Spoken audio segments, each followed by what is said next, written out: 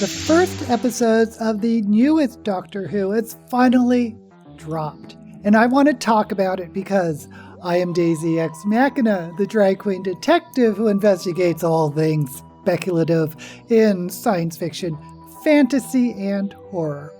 We are, of course, talking about the 15th Doctor, played by Ncuti Gatwa. We got a brief taste of Ncuti's interpretation last year when the 14th Doctor, David Tennant reprising his role, regenerated. And we also saw him in the Christmas special that introduced us to the new companion, Ruby Sunday. I reviewed those episodes last year. I talked about what I thought about the idiots complaining that Doctor Who is too woke.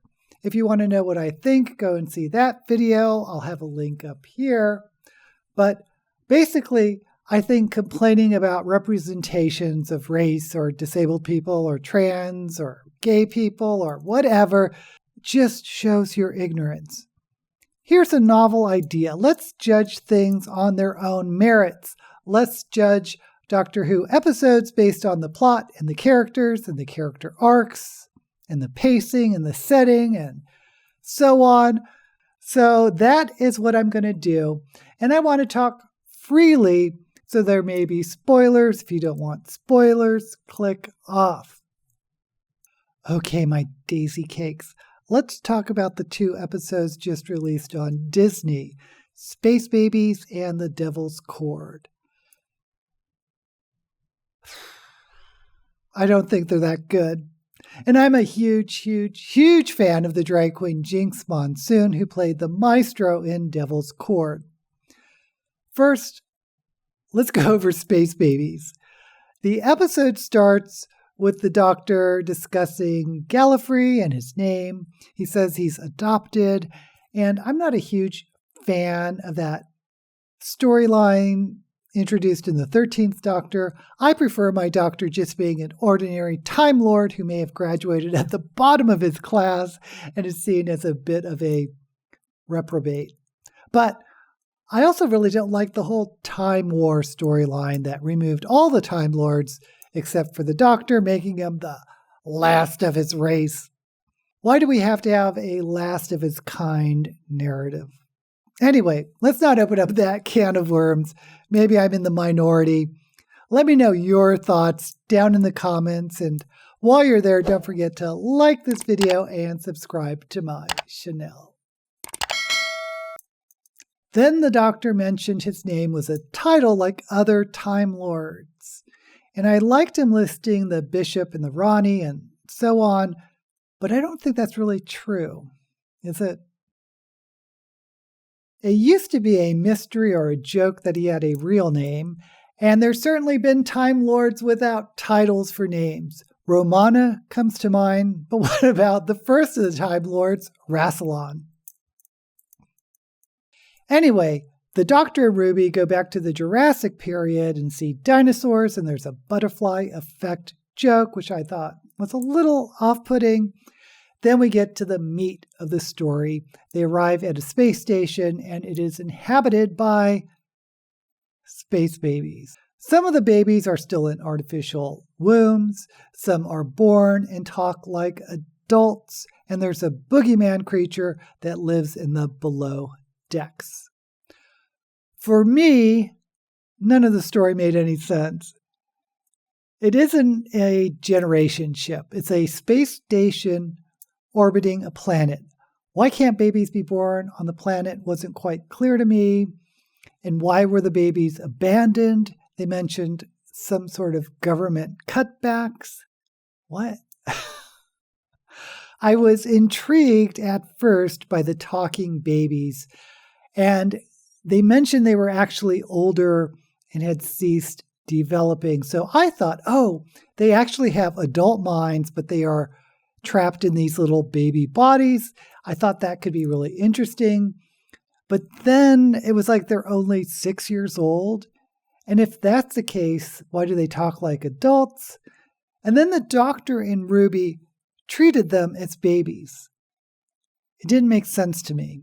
the boogeyman creature is actually an artificially created creature made out of boogers who is terrifying everyone, even the doctor. But then they feel sorry for the boogeyman and want to save it. When the nanny, there's a nanny played by Queen Charlotte of Bridgerton. The nanny tries to destroy it, so they have to stop her because it's the last of its kind. And the doctor is the last of his kind, so they basically have to save the boogeyman. I was thinking that maybe underneath all that snot is another baby, but no, it's just a psychotic creature made of boogers that they have to save. Remind me why they wanted to save it. I really didn't like this episode. I kept seeing the actors playing with real babies. I can only imagine what the set was like with a bunch of babies when they filmed it. There were a couple of scenes where I laughed. The babies with a flamethrower was kind of cute. But for me, this is a 1 out of 5 stars episode. But it also made me think, maybe I'm just not the target audience. Sometimes we forget that Doctor Who is a children's show or a family show. Maybe booger and fart jokes really play for the intended audience. I don't know. Let's move on. The next episode fared a little bit better. The Devil's Chord with guest star Jinkx Monsoon. I was so excited to see this episode because I adore Jinkx. If you don't know who Jinkx is, they're a drag queen we first saw on RuPaul's Drag Race, winning the All-Stars Queen of Queens, and they've been on Broadway, first in Chicago as Mama Morton, and now Audrey in Little Shop of Horrors. So yeah, excited to see Jinkx in Doctor Who is a bit of an understatement for me because it was a clash of two of my favorite things, Doctor Who and drag.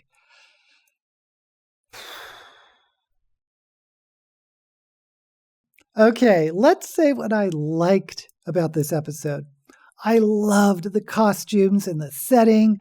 The Doctor and Ruby travel back to 1963 when they changed into mod clothes popular at the time. I was eating it up. I even loved when the Doctor mentioned that he's actually here in another incarnation. There's another Doctor in 1963 with his granddaughter Susan. Now, the classic Doctor Who's never mentioned Susan after the first Doctor, and I have to admit, I'm a little bit curious in where that's going, if it's going anywhere. And I love the performance of Jinkx Monsoon as the supervillain, the Maestro. As expected, Jinkx ate the scenery up whenever they were on screen. The performance was over the top. Their laugh was infectious. It was super theatrical, which is what was called for this character. No notes. Brava, Jinkx. I do think they did Jinkx a little bit dirty in the costume and makeup department. It kind of looked to me like the drag makeup wasn't done by a makeup artist who is used to doing makeup on drag queens, and the costumes and wigs could have been a little bit bigger and more opulent, in my opinion, just my opinion. But I've seen Jinkx look a lot better. Just saying. Okay, so let's talk story, because that's really what's important. The Doctor and Ruby travel to 1963 to see the Beatles' first recording, but music has been stolen from the human race by the Maestro. And without music, people have no hope or something, and they're going to be killed off by a nuclear winter by 2024. Personally, I think the whole premise is silly. The Maestro is supposed to be the child of the toy maker, and the Doctor calls them gods, or I guess extra-dimensional beings with powers beyond imagining. We saw the toy maker in the Regeneration episode with David Tennant, who said legions are coming. The first of these in this legion is obviously the Maestro, and at the end of this episode, the Maestro says, "The one who waits is almost here." So I guess this will be a story arc for the entire season, like in Bad Wolf. My problem is I've always enjoyed the science fiction storylines in Doctor Who, but now we're in pure fantasy with a being who can steal music and whose power are these musical notes. I'm just not crazy about the storyline. And at the very end, the Doctor breaks the fourth wall, looks directly at the camera and says, I have to tell you, there's always a twist at the end.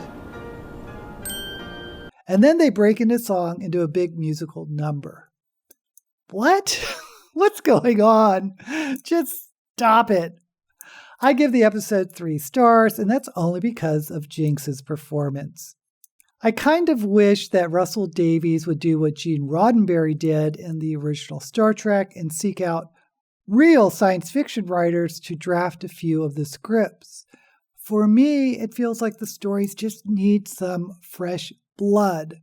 I want to see what Adrian Tchaikovsky or Martha Wells or Nnedi Okorafor or John Scalzi or Anne Leckie could bring to the table. So let's talk about Ncuti Gatwa's performance as the Doctor. We know that the 14th Doctor was split in two, one to be psychologically rehabilitated after all his trauma over the centuries, and the other moves on. And the 15th Doctor is the one that moves on. He's happy-go-lucky, vivacious, charming. I'm a little bit on the fence with this performance right now. Ncuti is so young. He's reminding me of Matt Smith's 11th Doctor. Now, I wasn't a fan of the 11th Doctor in the beginning, but he grew on me, and by the second season, I really warmed up to Matt Smith, so I'm holding judgment. He's a little too touchy-feely for me, and sometimes I wish he would just pull back just a wee bit on his energy level because he comes across as a little manic for me, and he cries a lot, which is interesting.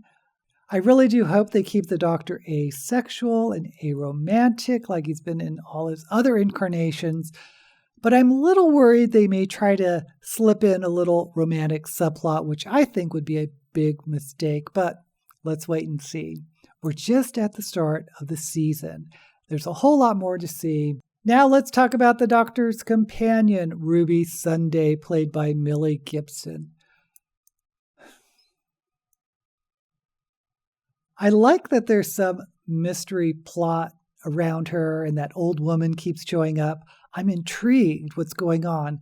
But as for the portrayal, I'm really not enjoying her. She's too much how Ncuti plays the Doctor. My favorite companions are those that are opposite the Doctor. Think Leela the Barbarian, the first Romana, who was all book learning as opposed to the Doctor's lived experience, Ace, who blew things up, Donna Noble. I love companions who provide a sharp contrast to the Doctor.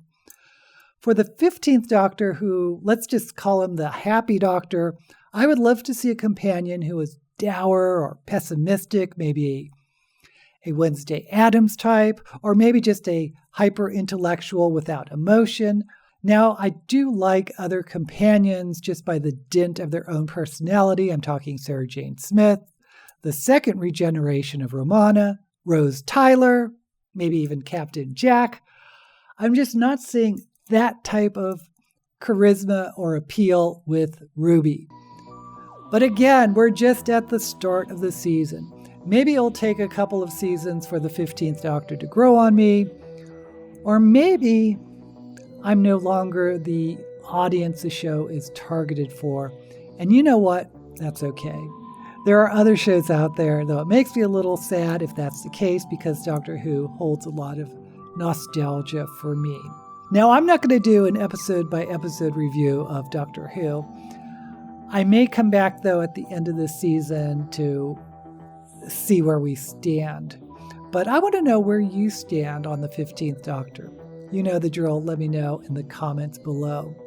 Until we meet again, may all your regenerations be blessed.